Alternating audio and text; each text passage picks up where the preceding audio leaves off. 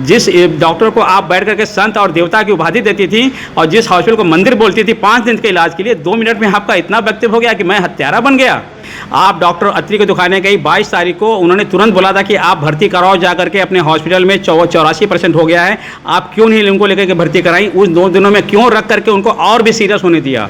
सरकार की तरफ से किसी भी हॉस्पिटल को वीडियो रिकॉर्डिंग इलाज के दौरान करके रखने का या करने का कोई दिशा निर्देश प्राप्त नहीं हुआ है। अगर हुआ होगा तो मेरे संज्ञान में नहीं। अमृता के खुद का लिखा हुआ साइन है, कंसेंट पेपर है, जिसमें सब कुछ बताया मैंने कि ये पेशेंट सीरियस है, इतना खर्चा लगेगा, ऐसे करना है, बचने की संभावना है, सारा कुछ बताते हुए उन्होंने सब कुछ साइन किया, सहमति दी, इलाज चालू कराया। दीदी ने हम आपको क्या बोला है, कितना पैसा उन्होंने जमा किया? क्योंकि एक वीडियो मैंने 2.5 लाख सुना है कि उन्होंने 2.5 लाख दिया। एक वीडियो में हमने कहीं सुना किसी ने हमको बोला कि अरे यार उन्होंने तो 4 लाख दे दिया और 5 लाख तुम और भी उनसे मांग रहे हो। सिर्फ गंगा जल लेके बोल दें और भगवान को साक्षी मान के बोल दें कि मैं भगवान को साक्षी मान के बोलती हूँ कि आपने हमसे 4 लाख रुपया मांगा। 1-1 रुपये देने के लिए तो मुझे 10 बार पूछती थी कि डॉक्टर साहब ये देना है कि नहीं देना है, करने के नहीं। अब 25,000 माँ की बहन की बॉडी पड़ी है, आपके पास नहीं है, आप कहीं से ला करके बिना मेरे से बात किए जाओ दे दोगे? मेरा फ़ोन 24 आवर खुला रहता है। इस शहर में आप अपनी गरिमा और महानता के साथ आप व्यवहार करिए। आप ठंडे दिमाग से सोचोगे तब आपको खुद ग्लानि होगी कि आपने क्या किया था। तब मेरे प्रति आपके मन में जो आदर के भाव निकलेंगे तब आप आके हमसे मिलिएगा। मुझे आज भी आपके साथ कोई भी शिकवा नहीं है, शिकायत नहीं है।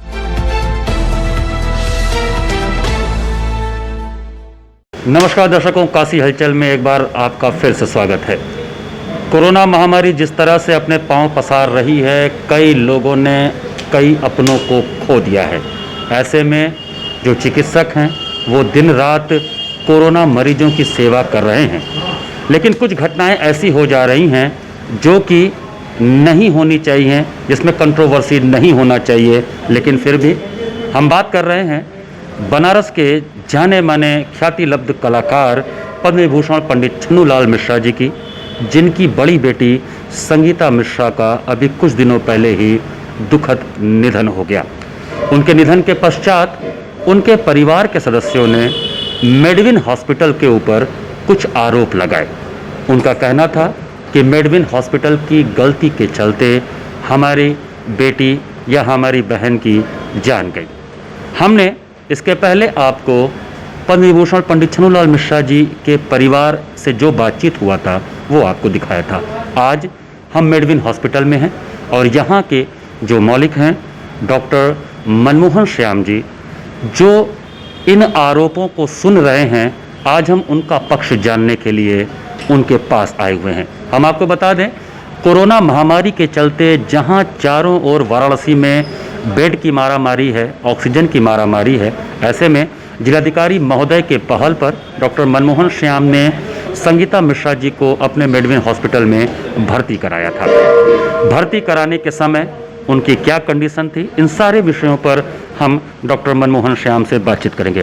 डॉक्टर साहब, सबसे पहला प्रश्न हमारा ये है कि जिस समय संगीता मिश्रा जी आपके हॉस्पिटल में आई थी, आपने उनको एग्जामिन किया होगा, उनकी क्या कंडीशन थी, आपने क्या डायग्नोस किया, इसके बारे में बताएं। सबसे पहले गुरुजी परम पूजनीय पद्म आदरणीय पद्मश्री पंडित श्री छन्नूलाल मिश्रा जी के परिवार को और दिवंगत माता जी और दीदी को हम मेडविन हॉस्पिटल के परिवार से हार्दिक श्रद्धांजलि अर्पित करते हैं और ईश्वर से प्रार्थना करते हैं कि उनके परिवार को शक्ति दे, संबल दें, ताकि वह कठिन परिस्थिति का सामना कर सकें। दूसरी बात, अब हम मुद्दे पे आते हैं कि जो पेशेंट हमारे पास संगीता मिश्रा जी 24 तारीख को आई, उस वक्त जब उनको भर्ती करने से पहले करीब 4 घंटा पहले हमारे शहर के जिलाधिकारी महोदय जी का एक मैसेज आया था कि ये पंडित छन्नूलाल मिश्रा जी की पुत्री हैं और इनको भर्ती कराना है। मैंने उसको देखा और उसके बाद उनके परिजनों से बात किया, उनको बुला के यहाँ पर भर्ती किया। जब मैंने एग्जामिन किया उस समय उनका प्रारंभिक सैचुरेशन जो था 74 था, रेस्पिरेटरी रेट भी करीब 38 या 40 के आसपास भी थी, सांस बुरी तरह से फूल रही थी, उनको बुखार था। भर्ती किया गया, दवाइयाँ शुरू करी गई और उसका उपचार किया गया और इसकी स्थिति के तुरंत 2 घंटे के बाद जब मैं थोड़ा खाली हो गया, पेशेंट को मैंने संभाल लिया, तब मैंने जिलाधिकारी महोदय को पूरी स्थिति लिख करके समझाया, जिसका ये विवरण भी मेरे पास है, यहाँ पर है। और मैंने व्हाट्सएप उनको लिखा कि सर मैंने मरीज़ को भर्ती कर लिया, मरीज़ बहुत क्रिटिकल है, सीरियस है, 74% सैचुरेशन को लेकर के आई है, ठीक है, लेकर के आई थी। उसके बाद सर ने ओके बोला, कहा कि ठीक है, और उसके बाद इलाज आगे जारी रहा। ये है सर का, इसमें जहाँ हमने लिखा हुआ है कि पेशेंट इज एडमिटेड, ब्रेथलेसनेस है, ARDS है, निमोनिया लग रहा है, बहुत क्रिटिकल है, भर्ती किया है, ये तुरंत जानकारी दिया। चलता रहा। उसके बाद जब मैंने उनके परिवार वालों से पूछा उसी दौरान कि इसका इलाज कहाँ हुआ, तो उन लोगों ने हमें कोई ख़ास कुछ बताया नहीं कि नहीं घर पे थी और इलाज चल रहा था, एक करके लेके आया। लेकिन जिलाधिकारी महोदय ने हमको उनके दस्तावेज भी भेजे थे साथ में, जिसमें एक 22 तारीख का डॉक्टर रोहित गुप्ता का पर्चा भी था। डॉक्टर रोहित गुप्ता के यहाँ शायद डॉक्टर अत्री ने, उनके पुत्र हैं, उन्होंने उनको देखा था 22 तारीख को, मतलब हमारे भर्ती होने से 2 दिन पहले, जिसमें उनका सैचुरेशन 84% है, BP 150/110 है, और पल्स भी करीब 100 से 130 है, और उनको बुखार था 99.6% को, इसमें टेम्परेचर भी लिखा हुआ है, इनके इसमें पूरा लिखा हुआ है। ये डॉक्टर अत्री गुप्ता का परिचय है। उसके बाद इन्होंने तुरंत यहाँ पर नीचे रेफ़र किया है, refer to COVID hospital, urgency में लिखकर भेजा है। लेकिन ये लोग हमारे पास 22 तारीख को ना आकर के हमारे यहाँ 24 तारीख को भर्ती हुए, ठीक 2 दिन बाद, मतलब 48 घंटे बाद। 2 दिन पहले उनका सैचुरेशन 84% था, जो कि क्रिटिकल है। 50 साल की उम्र में अगर किसी को हो जाए और 84% हो जाए, और डे 7 लिखा है, डे 7 मतलब कि 7 दिन पहले से ही उनको सारे सिम्टम्स आ रहे थे, और उन लोगों ने कुछ ध्यान नहीं दिया। 7 दिन तक घर पर ही इलाज कराते रहे, करते रहे नहीं करते उनका विषय है। लेकिन जब 7वें दिन आए सिम्टम को, तो उन्होंने देख करके तुरंत लिख करके भेजा कि आप जाके कोविड हॉस्पिटल में भर्ती हो जाओ। लेकिन ये यहाँ 24 तारीख को आए, तो यह भी विचार करने का विषय है कि 2 दिन कहाँ लेट हुई, क्यों हुई, घर पे हुआ, इलाज हुआ कि नहीं हुआ, वे लोग जाने। लेकिन हालत और सीरियस हो गई। जो सैचुरेशन 84% था, हमारे यहाँ 10% और 2 दिन में घट गया, 74% हो गया, रेस्पिरेटरी रेट बढ़ने लगा, बुखार तब भी उनको था। इन सब स्थितियों को समझते हुए हम लोगों ने सारा कुछ उनको बताते हुए और उनसे पूरा लिखित सहमति लिया,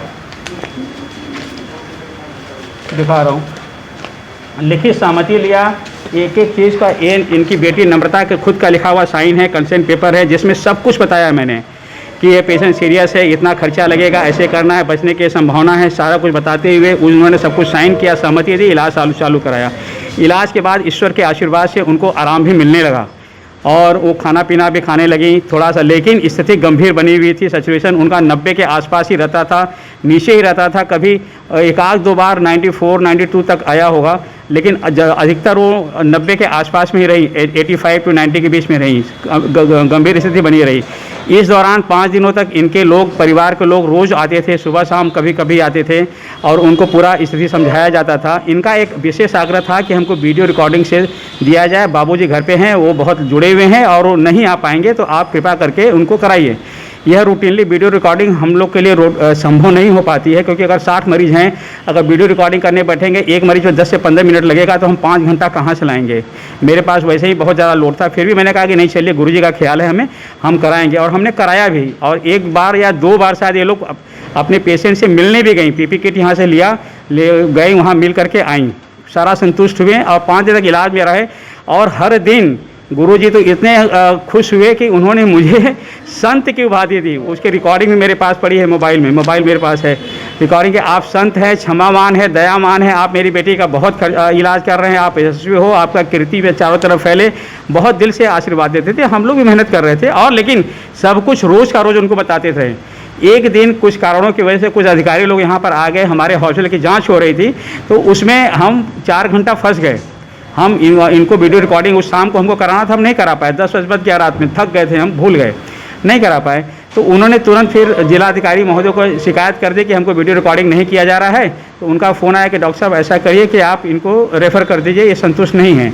मैंने कहा ठीक है सर, अभी तो मेरी बात हुई, इन्होंने कुछ बोला नहीं, लेकिन आप कह रहे हैं तो मैं रेफ़र कराता हूँ, मैं उनको इन्फॉर्म करता हूँ, जरूरी आवश्यक कार्रवाई करता हूँ।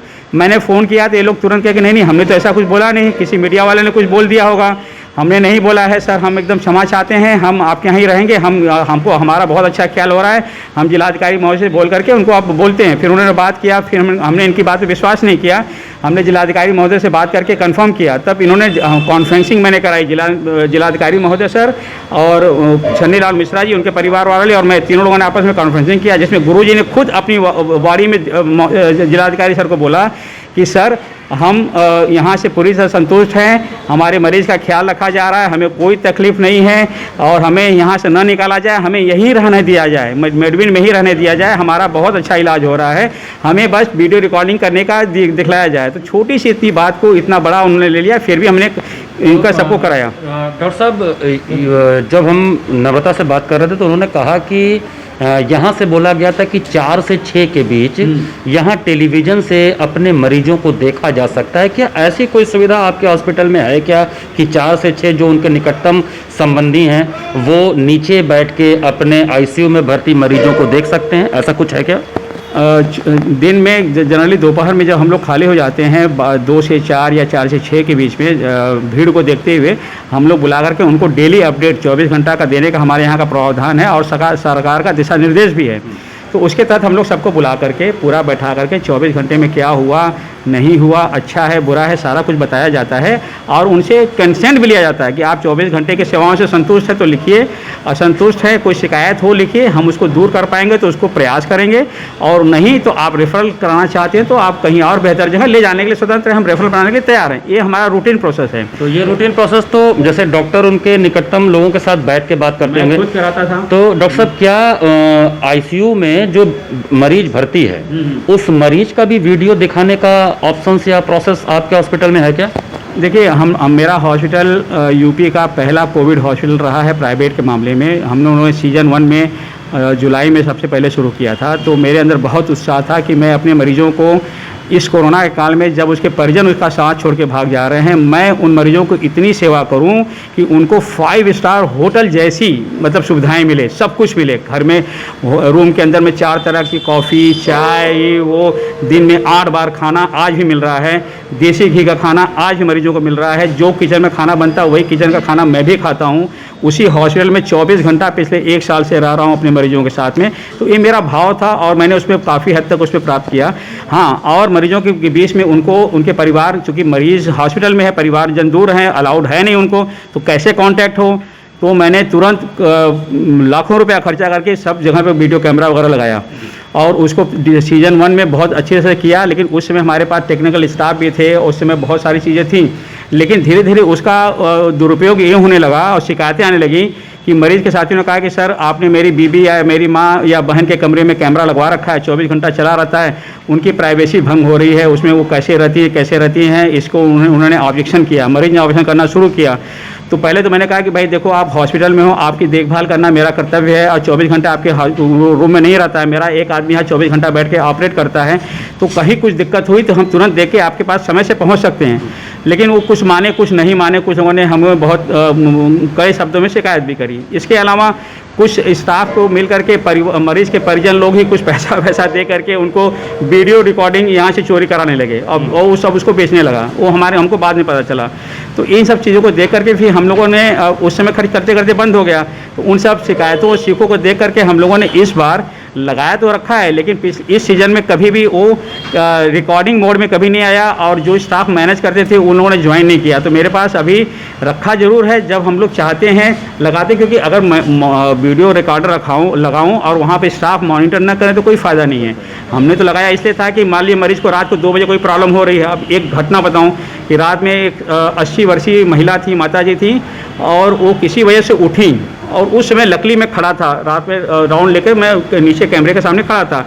तो मैडम ने देखा कि अरे देखो माता जी बेड नंबर 5 के कैमरे में देखो वो उठ करके पैर नीचे डाल रही हैं और वो बोल रही है। मैं वहाँ से स्टाफ से बात कर रहा हूँ, तुरंत मैंने बोला कि दौड़ के जाओ उस बेड नंबर पे। वो गया, पहला कदम रखी और दूसरा कदम रख के नीचे नींद में थी, गिरने वाली थी, आधा गिर चुकी थी। मेरे लड़कों ने जाके क्रिकेट की गेंद के रहे उनको रोक लिया। तो ये उसका फ़ायदा हुआ, लेकिन उसका नुकसान भी होने लगा कि कोई पत्नी लेटी है, कपड़े कैसे हैं क्या है, बैठ के यहाँ कोई देख रहा है और उसको उठा के कोई बाहर बेच रहा है। इन सब चीज़ों को देख कर फिर हम लोगों ने बंद करा दिया। इस सीज़न में चूँकि हम लोग वैक्सीन लगवा चुके हैं, थोड़ा प्रोटेक्टेड हो गए हैं, तो थोड़ा सा फ्रिक्वेंटली जाना शुरू किया। पहले क्या कि दिन में 3-4 बार जाते थे, अब 10 बार जाते हैं। तो प्रोडक्शन बढ़ गया, तो उसलिए इसकी डिपेंडेंसी ख़त्म हो गई। तो इस बार और वो कोई लड़का ज्वाइन नहीं किया, रिकॉर्डिंग होती नहीं है, कोई देखता नहीं है, तो हम इस साल ये यूज में नहीं है। लेकिन कभी कभार कभी होता था, किसी ने बहुत ज्वाइन किया तो कैमरा खोल करके उनको दिखला दिया जाता था। जनरली हम लोग व्हाट्सएप कॉल पर ही उनको करा रहे हैं। तो इस बार अभी कैमरे का कोई उपयोग नहीं है, ना ही रिकॉर्डिंग होती है। और यहाँ तक मैं कहूँ कि जिस दिन दीदी लोग आई थी, जिनके साथ 4-5 लोग को लेके आई थी, इतना उन्होंने हंगामा किया, जो भी कुछ किया, उसकी भी रिकॉर्डिंग मेरे पास नहीं है। नहीं। डॉक्टर साहब, एक प्रश्न मेरे दिमाग में यहाँ पर आ रहा है कि जब मरीज के परिजन, जैसे नम्रता जी आई, उनकी बहन आई साथ में अपने मरीज के बारे में जानने के लिए, तो हर बार आप लोगों से उन्होंने बात की और आपने उनको पूरे कंडीशन बताए कि 24 घंटे में ये इलाज चला और आप अपना कंसेंट दीजिए कि इलाज ठीक चल रहा है या नहीं चल रहा है। फिर रेफ़र की भी बात हुई, जैसा कि आपने बताया। जब से वो एडमिट थी और जिस दिन उनका देहांत हुआ, तकरीबन कितने का बिल बना होगा? क्योंकि बिल को लेकर, पैसे को लेकर भी बातें आई हैं, तो हम ये ज़रूर जानना चाहेंगे डॉक्टर साहब कि क्या उनका बिल 4 लाख के आसपास बना था क्या, जब से वो यहाँ पर एडमिट थी? भैया आप ये बताइए कि उन दीदी ने हम आपको क्या बोला है, कितना पैसा उन्होंने जमा किया? क्योंकि एक वीडियो में ना 2.5 लाख सुना है कि उन्होंने 2.5 लाख दिया, एक वीडियो में हमने कहीं सुना किसी ने हमको बोला कि अरे यार उन्होंने तो 4 लाख दे दिया और 5 लाख तुम और भी उनसे मांग रहे हो। तो क्या सच्चाई है, दीदी की क्या डिमांड है आपने? हाँ देखिए, मैं सच्चाई जो हमने उनसे बात किया, 1.5 लाख रुपए जमा है, उसका स्लिप उनके पास है, और उनका ये कहना है कि 4 लाख रुपए जब हम डेड बॉडी लेने जा रहे थे, जिस दिन उनका डेथ हुआ, कुल 4 लाख का बिल था। वो बिल के बारे में हमसे कहा गया, मांगा नहीं गया, कहा गया। तो 1.5 लाख रुपए जमा है, तो रेस्ट अमाउंट जो है वो शायद जमा करने की बात करें, क्योंकि ये तो किसी भी हॉस्पिटल का है कि अगर जितना खर्चा लगा है वो तो कोई भी आस कर सकता है, लेकिन क्या बिल 4 लाख का था? भैया एक मैं प्रार्थना करूंगा, दीदी से मैं आग्रह करूंगा कि यही सवाल जो उन्होंने आपसे कहा है, वो हाथ में गंगा जल और तुलसी ले करके बोल दें कि मैंने उनसे 4 लाख रुपया मांगा था जब वो डेड बॉडी लेने आई थी। सिर्फ गंगा जल लेके बोल दें और भगवान को साक्षी मान के बोल दें कि मैं भगवान को साक्षी मान के बोलती हूँ कि आपने हमसे 4 लाख रुपया मांगा। दूसरा ये सवाल कि उन्होंने हमको बोला था, अभी एक वीडियो मैंने कहीं से देखा, शायद आपके माध्यम से, क्या नहीं देख पाया कौन है, किसी ने मुझको भेजा था, शायद किसी ने भेजा था, कि उसने बोला है कि दीदी जी ने बोला है कि हमने लाश का चेहरा दिखाने के लिए 25,000 मांगा।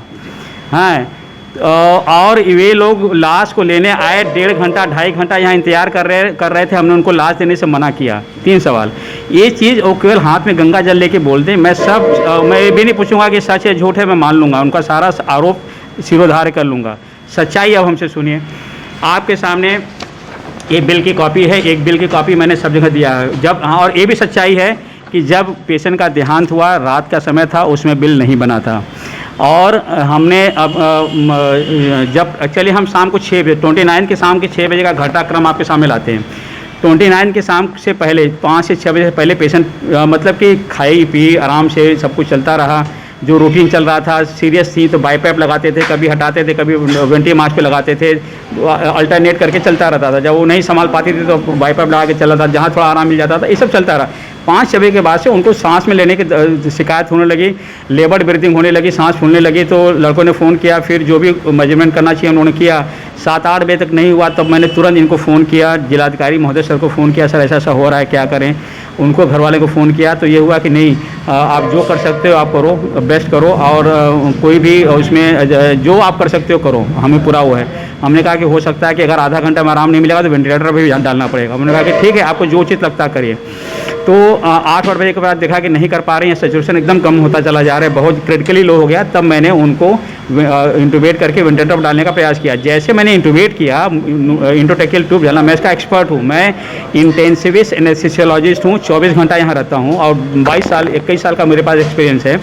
तो मैंने जैसे ट्यूब डाला, तुरंत ट्यूब के अंदर में विदिन सेकेंड पूरा ब्लड आना शुरू हुआ। और ये वैसी कंडीशन में आता है जब लंग्स किसी वजह से फेल होने लगता है, चाहे वो एल्वेओलर हेमरेज हो, चाहे अंदर के लंग्स का इतना निमोनिया की वजह से डैमेज हो गया हो, या कार्डियक कोई प्रॉब्लम हो, उस सब कंडीशंस में आता है। वो उस रोग के लिए स्वाभाविक बात है, और लेकिन बहुत खतरनाक बात है। अगर ऐसा हो गया तो 95% पेशेंट को हम लोग अच्छा रिजल्ट नहीं दे पाते। ऐसा हुआ, ब्लड आया, लेकिन उसको भी तुरंत इंटूबेट करके हाई पीप और हाई 100% ऑक्सीजन ये सब करते रहे। और उनको इन्फॉर्म भी करते रहे। 1:30 बजे के आसपास में मुझे लगा कि अब पेशेंट का सब बीपी पल्स सब डाउन हो रहा है, बहुत लंबा नहीं चल पाएंगे, ऐसा मुझे लगने लगा। तो मैंने कहा दीदी ऐसी ऐसी बात है, तो इनकी रिकॉर्डिंग भी मेरे पास है, शायद नम्रता दीदी या वो छोटी जो हैं ममता दीदी, इनसे मेरी बात हुई। तो इन्होंने कहा कि नहीं डॉक्टर साहब आप किसी तरीके से, मेरी दीदी रिक्वेस्ट करने लगी कि आप किसी से बताइए, जो भी दवा लगे, जो भी डॉक्टर को मिले, सब कुछ करिए, और आप कहिए तो मैं डॉक्टर विकास को और डॉक्टर इनको बुला के लाऊं। मैंने कहा दीदी जो भी आएगा, कोई भी डॉक्टर आएगा तो जाहिर सी बात है कुछ न कुछ ज़रूर हमको देगा, हो सकता है उसका कोई फ़र्क पड़े, लेकिन जहाँ तक मैं जानता हूँ इस रोगी के लिए इसका ये हमारी स्पेशलिटी में आता है और हम लोग इसका इलाज अच्छी तरह से करना जानते हैं, जानता भी हूँ, मैं इसका पूरा प्रयास कर रहा हूँ, लेकिन कोई आ जाएगा तो अच्छी बात है मेरे लिए।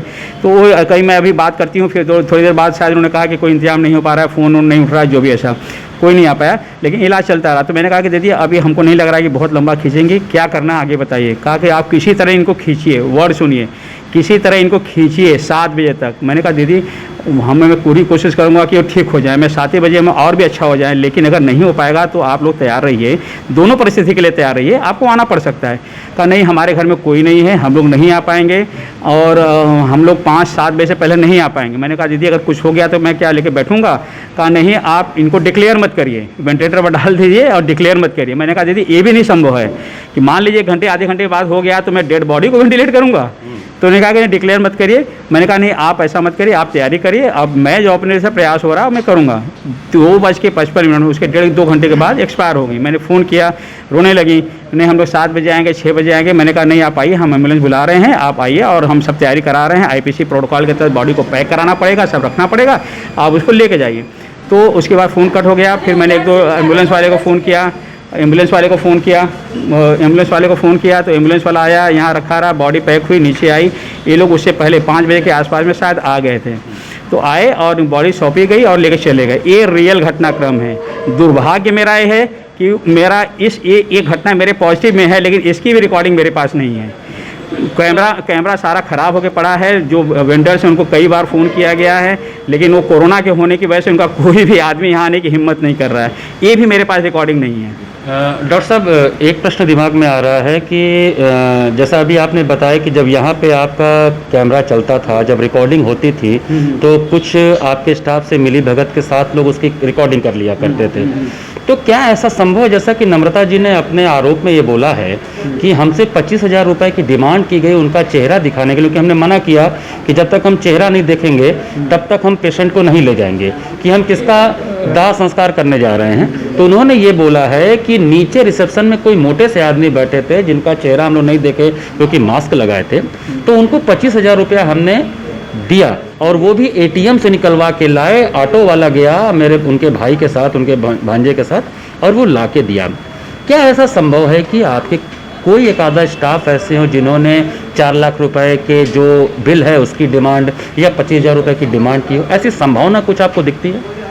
देखिए भैया, संभावना ये धरती है। धरती पर जहाँ पैसा होता है वहाँ ईमान होना बहुत दुर्लभ होता है। पैसा दे करके लोग तरह तरह के गलत काम भी करते हैं, लेकिन जहाँ तक मेरे अपने इस छोटे से सेंटर की बात है, और मैं 100% तो नहीं बोल सकता, लेकिन 99% बोल सकता हूँ कि ऐसा नहीं हुआ। आज तक 25 सालों में ऐसा नहीं हुआ है। मेरे सारे स्टाफ बहुत पुराने हैं। जो अभी आपने बोला कि एक रिसेप्शन पे मोटा सा आदमी बैठा हुआ था, रात में भैया रिसेप्शन पे मोटा आदमी कोई है ही नहीं हमारे यहाँ। एक ही मेरे मामा जी हैं जो सबसे मोटे हैं, बस वही है। वो दिन में रहते हैं, 7 बजे शाम को चले जाते हैं, फिर रात अगले दिन 10 बजे आते हैं। वो हैं। रात में एक गार्ड है जो वहाँ पर रहता है, जो कि सिलेंडर बदलता है। रिसेप्शन पे अंदर कोई नहीं रहता है। एक स्टाफ है दीपक करके, वो दुबला पतला है, हार्डली 40-50 किलो का होगा, ठीक है। और जो घटना, चूँकि मैं नीचे नहीं आया था, उनसे डायरेक्ट मैंने बात नहीं किया। बॉडी मैंने नीचे सब बुलवा दी थी, एम्बुलेंस वाला आ गया था और इनको बॉडी हमारे लड़कों ने ही जाके सौंपा।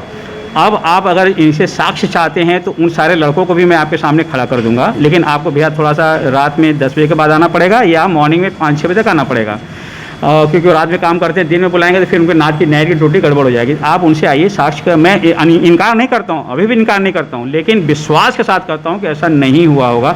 अगर लड़के ने यहाँ 25,00,000 मांगा होता तो दीदी ने हमको फ़ोन किया होता कि डॉक्टर साहब ये नहीं, हमारे पास आज नहीं, कल नहीं, परसों हम दे जाएंगे। जब ऑलरेडी हमने आपको बिल नहीं दिया है और इस बिल में जो मेरे पास बना पड़ा है ये ऑलरेडी मुझको कई सारे शहर के मानदंडों ने फ़ोन किया था, प्लस गुरुजी को मैं कभी पर्सनली मिला नहीं, लेकिन सब जानते थे और सरकारी डीएम साहब खुद इन्वॉल्व हैं। तो मान लीजिए अगर मैं कहीं गलत करने को सोचता भी मेरी हिम्मत हो पाती, किसी के साथ नहीं होता।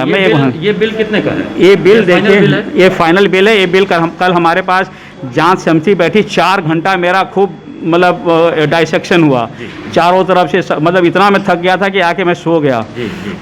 यहाँ मैंने पेपर में पढ़ा था कि 3 सदस्यीय टीम बैठी की, लेकिन वहाँ पर 8 या 10 लोग बैठे थे चारों तरफ घेर के।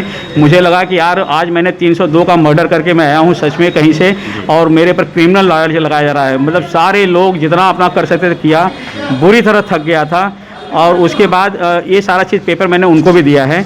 इस बिल के अनुसार उनका 6 दिन हमारे यहाँ रही, 18,000 के हिसाब से 1,08,000 का हुआ है भैया। 2 बार जांच कराई गई हैं, ये करीब 10,000 का जांच है।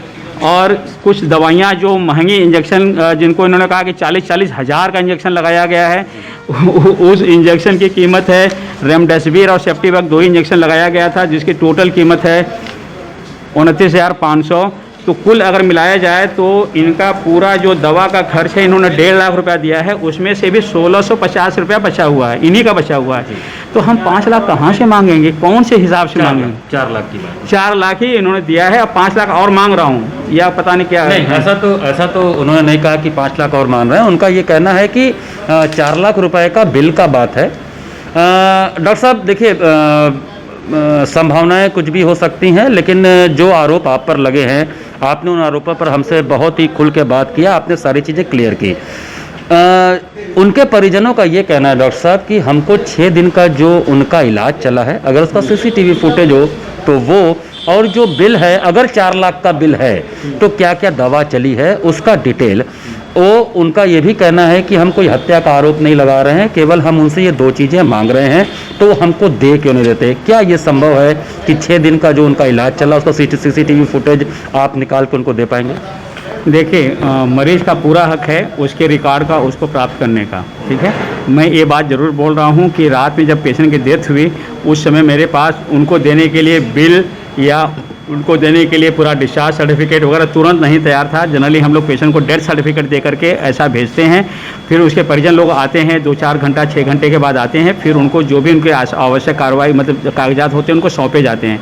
रात को 3 बजे बैठ करके, और हमारे यहाँ का एक प्रचलन नहीं है कि पेशेंट को अगर 1,00,000-2 लाख भी बकाया रहे, 50,000 भी बकाया रहे, लेकिन आज तक हम लोगों ने बॉडी रोक करके पैसा वसूलने की कीमत का कोशिश नहीं की, जो कि मेरा अधिकार है। कोई भी पेशेंट अगर हॉस्पिटल का बिल है तो बिना बिल चुकाए वो नहीं जा सकता, ये नियम है, सरकार का नियम मेरे पक्ष में है। और लेकिन ये मानवता है कि कोई मर गया, वो मानवता है, नियम नहीं है। मानवता है कि हम उसको पैसा किनारे करते हुए पहले उसके मरीज के जो दुख में शामिल होते हुए उनको बॉडी को हैंडओवर करें। जाने के बाद कोई लौटा नहीं। अगर मैं बिल खोल कर दिखला दूंगा तो लाखों का बकाया आज भी है लोगों के ऊपर, लेकिन हम लोगों ने कभी मांगा नहीं और हमारा संस्कार भी नहीं है। बहुत सारे हॉस्पिटल नियम का पालन करते हैं और पैसा लेकर के बॉडी सौंपने का उनका है, लेकिन ये मानवता के अच्छा नहीं लगता, मुझे अच्छा नहीं लगता। हम लोग इसको आज तक किसी के साथ नहीं किया है। नहीं तो हमारे यहाँ जितनी मौतें हुई हैं, आप उनका आइए हम आपको नंबर देंगे, उनसे फ़ोन करके आप पूछ लीजिए कि मेरे पेशेंट की बॉडी को इन्होंने पैसे के लिए रोका है। आज तक नहीं रोका। यहाँ तक कि उनके संस्कार में जो भी बॉडी की पैकेजिंग वगैरह का होता है वो सब भी हम लोग अपने पास से करते हैं, कोई चार्ज नहीं करते। बाकी लोग 2-2, 3-3 हज़ार रुपया चार्ज करते हैं। ये सब सारी बातें हैं, तो ये एकदम गलत है। मेरे पास सारी रिकॉर्डिंग है, दीदी के साथ बात हुई। अगर इन्होंने, अच्छा हाँ, एक आपने बात बोला जो मैंने नोट किया कि 25,000 रुपया इन्होंने ATM से निकाला, तो हो सकता है कि वो उन्होंने पैसे से ATM से निकाला हो, उनका घाट पे खर्चा करने के लिए हो, लेकिन हमको नहीं लगता है कि अगर निकाला हो तो उसका वो दिखला दें, मतलब कहाँ से निकाल के लाई हैं। और लाई होंगी तो मेरे यहाँ बाहर कैमरा, जो कि 2 तरह का कैमरा, एक कैमरा मेरे बाहर के लिए था और एक कमरे में मेडिकल के लिए था, मेडिकल वाला, और दोनों ही ख़राब पड़ा हुआ है आज से नहीं कई दिनों से। अगर ये होता तो आज मैं आपके आरोपी से तुरंत बच जाता, तुरंत मैं निकाल कर दिखलाता कि देखिए आपकी बॉडी तो यहाँ पड़ी है, आप आराम से लेके जा रहे हो, कौन आपको मांग रहा है। तो अभी हमने चेक करवाया है, सबको बुला कर दिखा रहे हैं, कहीं रिकॉर्डिंग नहीं मिल रही है। और कोई जो वेंडर्स हैं उनको मैं फ़ोन करके कि 4 गुना पैसा देने के लिए आज से नहीं 1 महीने से परेशान हूँ, कोई नहीं आगे बनाने वाला है। क्योंकि कौन जाएगा कोविड के पेशेंट में जा करके 500 रुपये के लिए कैमरा चेक करेगा, अपनी ज़िंदगी को खतरा डालेगा, बीमार होने पर लाखों खर्चा करेगा, कोई नहीं आ रहा है। और कहीं से भी मेडिकल रिकॉर्ड का हिस्सा आज तक कोई भी, इसको नोट करिए, अंडरलाइन करिए, कि सरकार की तरफ से किसी भी हॉस्पिटल को वीडियो रिकॉर्डिंग इलाज के दौरान करके रखने का या करने का कोई दिशा निर्देश प्राप्त नहीं हुआ है। अगर हुआ होगा तो मेरे संज्ञान में नहीं है, नहीं तो BHU दीनदयाल उपाध्याय, कबीर चौरा हॉस्पिटल, बनारस के 50 और भी हॉस्पिटल हैं, सबकी वीडियो रिकॉर्डिंग उपलब्ध कराई जाए, सबको जियो पास किया जाए और सबके कार्यशैली को जनता के सामने रखा जाए। अगर मेरा काम टॉप 25 में नहीं होगा तो जितने मरीजों ने इलाज किया सबका पैसा मैं गारंटी के साथ लौटाऊंगा। समझ रहे हैं? डॉक्टर साहब, अंत में एक ही प्रश्न लास्ट में आपसे पूछूंगा, और वो ये है कि आपके संज्ञान में न हो और अगर कोई भी आपके स्टाफ ने इस तरह की कोई भूल की हो, जो 25,000 वाली बात वो बहुत डंके की चोट से नम्रता जी कह रही हैं, तो अगर आपको ये मिलता है भविष्य में कि ऐसी कोई गलती हुई थी, तो क्या आप उस स्टाफ के खिलाफ कार्रवाई करेंगे? भैया, आपका कहना एकदम सही है। अगर किसी स्टाफ ने किया है तो वो निसंदेह दोष का पात्र है, लेकिन अगर ऐसा हुआ होगा तो सबसे पहले मैं खुद को दोषी मानते हुए नैतिक आधार पे उसका 1-2 गुना नहीं 10 गुना दंड उनको दूंगा, तुरंत विदिन फ्यू मिनट्स, ठीक है, दंड दूंगा, आर्थिक रूप से दंड दूंगा, प्लस उस हॉस्पिटल के स्टाफ के खिलाफ कानूनी कार्रवाई जो सुनिश्चित होगी तो वो करूंगा। वो इसके लिए वो रहिए नहीं। और लेकिन इस बात पे मुझे ज़रा सा भी विश्वास नहीं है, क्योंकि अगर ऐसा कुछ हुआ होता, 1-1 रुपये देने के लिए तो मुझे 10 बार पूछती थी कि डॉक्टर साहब ये देना है कि नहीं देना है, करने के नहीं। आप 25,000 माँ की बहन की बॉडी पड़ी है, आपके पास नहीं है, आप कहीं से ला करके बिना मेरे से बात किए जाओ दे दोगे। मेरा फ़ोन 24 आवर खुला रहता है, मेरी वाइफ का फ़ोन आपके पास पड़ा हुआ, आप इसी बिल्डिंग में हो, आप नहीं कर सकते थे? आपने एक बार भी मुझको नहीं कहा। दूसरी बात, इनके बीच की, इनके बहन के बीच की, गुरुजी के बीच की और DM साहब के बीच की, इनके सबके संबंधित सारी वीडियो ऑडियो रिकॉर्डिंग मेरे पास पड़ी है। मैं उसको उजागर नहीं करना चाहता हूँ। उसके पीछे सिर्फ और सिर्फ है कि गुरुजी की गरिमा, उनके परिवार के साथ हुए इतना बड़ा आघात को हम अगर जाएगा, लोगों के बीच में आएगी, लोगों के बीच में क्या छवि होगी। ये जो जैसा ये लोग कर रहे हैं एकदम अपने दुख में आकर के अपना आपा खो करके बैलेंस करके कर रहे हैं, जिसको मैं प्रार्थना करता हूं कि उसको ऐसा न करें। नहीं तो अगर ऐसा होगा, बहुत सारे लोग हैं और भी बीमार पड़ने वाले हैं, और मैंने भी खुद कर रहा हूँ इस स्थिति से डर करके। पिछले 20 दिनों में मैंने कम से कम 50 लोगों को मना किया है अपने यहाँ एडमिट करने से, बेड भी खाली है। लेकिन मेरी इतनी हिम्मत नहीं कि पहले मैं इस बवाल को झेलूँ। पुलिस का फ़ोन आ रहा है, उनका फ़ोन आ रहा है, सबको हमको जवाब देना, एक जवाब देने में हमको घंटों लग रहे हैं। तो अब मैं जवाब नहीं दूंगा तो वहाँ भी अपराधी बन जाऊंगा। पेशेंट को लूँगा, उनका इलाज नहीं कर पाऊंगा तो पेशेंट के नज़र में अपराधी बनूंगा। 50 से ज़्यादा लोगों को मैंने मना किया है, और मैं जानता हूँ कि उस 50 में से कम 40% लोग अभी सांस नहीं ले पा रहे होंगे, दुनिया में नहीं होंगे। अगर मैं उनकी सेवा करता तो मैं हो सकता है सबको न बचा पाऊँ, लेकिन 5-10 को तो ज़रूर बचा लेता मैं। तो मैं खुद को अपराधी मान रहा हूँ कि इस जवाल में फंस करके मुझे जिस भगवान ने जो काबिलियत दी है मैं उसके अनुरूप कार्य नहीं कर पा रहा हूँ। लेकिन उसको मैं फिर से लाऊंगा, वो अलग बात है, वो एकदम गलत है। अगर होता तो उनको ज़रूर बताई होती। इन्होंने दूसरा आरोप लगाया कि हम उनकी बॉडी नहीं दे रहे थे, 2.5 घंटा उन्होंने इंतजार किया, ये भी एकदम गलत बात है। इनकी वीडियो रिकॉर्डिंग, कॉल रिकॉर्डिंग मेरे पास है। ये खुद नहीं आ रही थी, मैंने इनको ज़बरदस्ती बुलाया है कि दीदी आप कह रहे हो कि आप 7 बजे की रिकॉर्डिंग मेरे पास है कि आप 7 बजे तक इनको रोकिए, मेरे पास कोई नहीं। मैंने कहा 7 बजे तक नहीं रख पाऊंगा, आप जल्दी आइए। तब ये आई हैं। फिर लड़कों ने फ़ोन किया कि सर ये लोग आ गए हैं, 5 बजे के आसपास में नीचे से फ़ोन आया कि सर ये लोग आ गई हैं। तो ये सब क्यों हो रहा है, कैसे हो रहा है बताइए। आप क्या चाहते हो, लोगों को क्या दिखाना चाहते हो आप? अच्छा, हम आपसे 2 सवाल पूछते हैं। 80 वर्षीय मतलब 80 वर्ष के आसपास में होंगी, हो सकता है 70-75 की हों या 82-85 की हों। माता जी, इतनी वयोवृद्ध माता जी को आपने किस आधार पे घर पे रख करके कोविड पॉजिटिव होते हुए इलाज, किन किन लोगों के साथ इलाज किया और क्या देखभाल किया, और आपने अपने पिताजी को क्या अवगत कराया? पिताजी तो आपके साथ रहते नहीं हैं, दूसरे घर में रहते हैं। आपकी जिम्मेदारी थी आप दोनों बहनों को अपनी बहन की और माताजी का इलाज कराएं। ये मेरा विषय नहीं है, लेकिन फिर भी मैं एक एज ए कॉमन मैन की तरह, आपके एक छोटे भाई की तरह आपसे पूछना चाहता हूं कि आपने क्या किया। आप डॉक्टर अत्री को दिखाने गई 22 तारीख को, उन्होंने तुरंत बोला था कि आप भर्ती कराओ जा करके अपने हॉस्पिटल में। 84% हो गया है, आप क्यों नहीं उनको लेकर के भर्ती कराई? उस 2 दिनों में क्यों रख करके उनको और भी सीरियस होने दिया? हमारे पास आई 74% था, उनके पास थी 84% था। अगर उसी दिन चली गई होती, उस समय खतरा था, शुरू हुआ था, अच्छा रिजल्ट मिलता। कोई भी पेशेंट जो 70% के आसपास में आ रहा है, उसमें से अधिकांशतः बहुत बड़ा भाग है आज बच नहीं पा रहा है दीदी।